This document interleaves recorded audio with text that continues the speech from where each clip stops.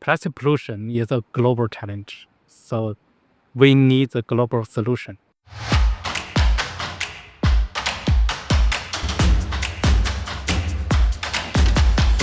This is a really important question. I hear a lot of fear that trade rules and the trade system exist to block or to hinder efforts to control plastic pollution. I'm not sure that's really true.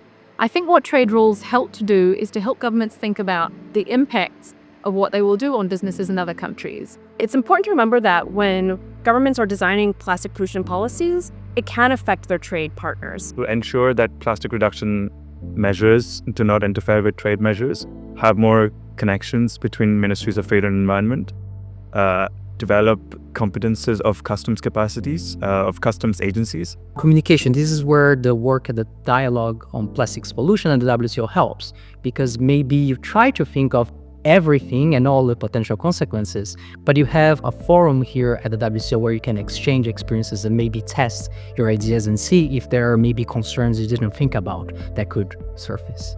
So it's good for these countries to come together and discuss the sort of measures that we're taking, so that awareness makes sure that trade regimes are limited and cooperation can be maximized wherever possible.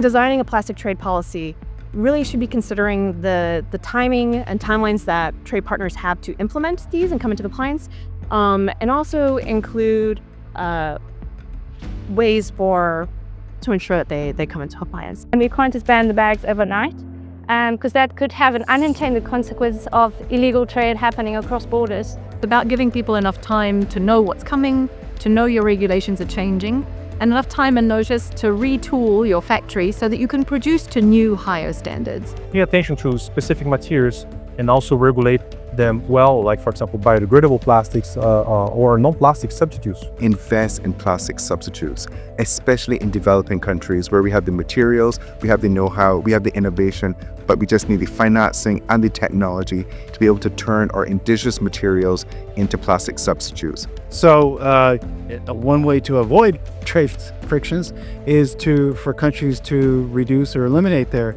subsidies to primary plastic polymers. Address subsidization. Address the harmful subsidies, including fossil fuel subsidies that are going towards this proliferation of plastic that is drowning our oceans and hurting our sea life.